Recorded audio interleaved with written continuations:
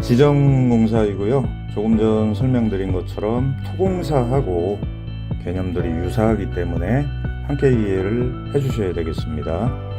지정공사는 크게 지내력기초, 말뚝기초로 나눠진다는 것, 그리고 말뚝기초는 PHC 파일이죠. 기성 콘크리트 말뚝과 현장 타설, 대구경 말뚝으로 여러분들이 좀 이해를 해주시고요.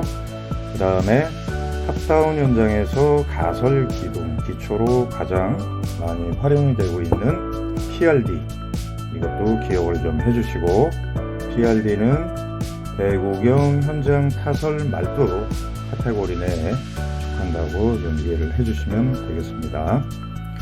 그래서 지내력 기초 쪽에선 지지력 판단이 중요하고요. 평판 제하 시험입니다. 그리고 평판 제하 시험을 통해서 해당되는 소요 지지력이 확보가 안 되면 우리는 지반 보강을 하게 된다. 지완 기초 깊이 진대 약액주의공법.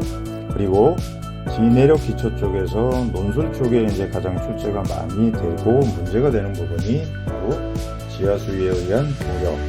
마찬가지 점성토 집안에서 간극수가 저하가 되면서 안밀치마, 부동치마가 생기는 문제점에서 관련되는 내용들과 그 다음에 공통적인 내용입니다.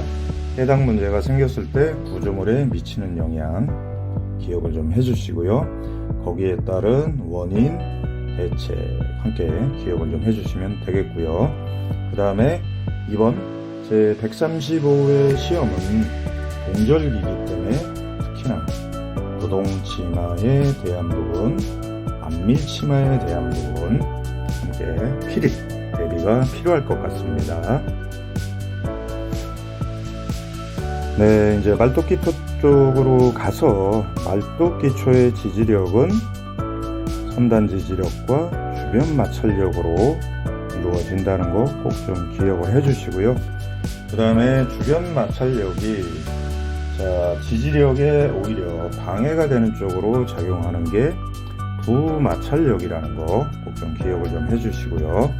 지지력 판단을 위해서 우리는 시향타 한 번으로 끝나는 게 아니라 재향타라는 개념도 꼭 좀 기억을 좀 해주시면 되겠습니다. 그래서 지지력 시험은 동제하 시험, 정제하 시험이 있다. 자, 그 다음에 바로 이 리바운드 체크는 차이점을 좀 여러분들이 이해를 하셔야 됩니다.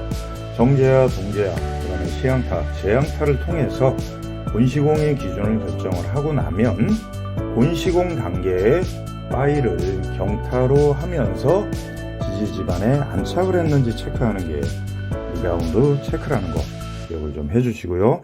그 다음에 대구경 현장 타설 말뚝에서는 양방향 제하 시험을 한다. 양방향 제하 시험이 곧 정제하 시험이라는 거. 자, 그 다음에 재향타의 중요성은 바로 이것입니다. 시간경과 효과. 시간이 지나면서 집안의 지지력이 상승하고 반대로 거꾸로 저하가 되는 셋업 효과, 릴렉세이션 효과 기억을 좀 해주시고요.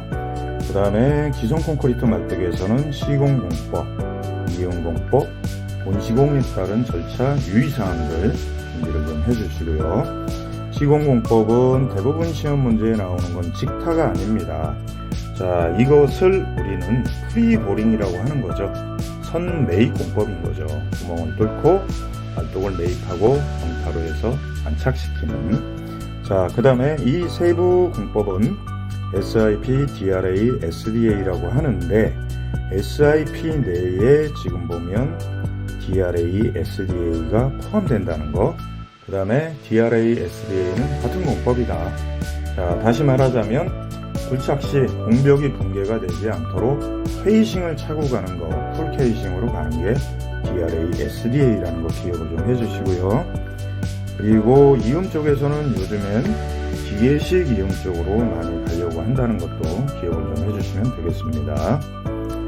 그 다음에 대구경 현장 타설 말뚝은 건전도 시험이라는 걸 기억을 해주시고요. 그 중에 가장 대표적인 게 코덴 테스트.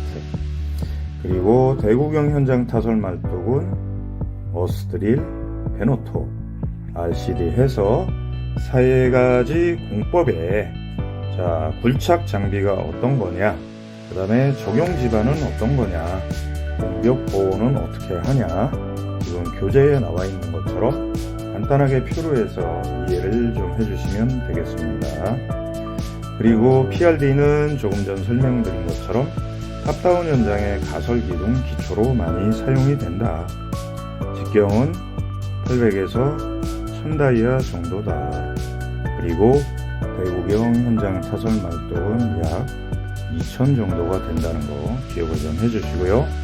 시공 절차 보시면 되겠고, 자, 이 다음 그 중에 가장 중요한 거는 PRD에서는 아웃케이싱이라는 걸 있다는 걸 꼭 좀 기억을 해주시고요.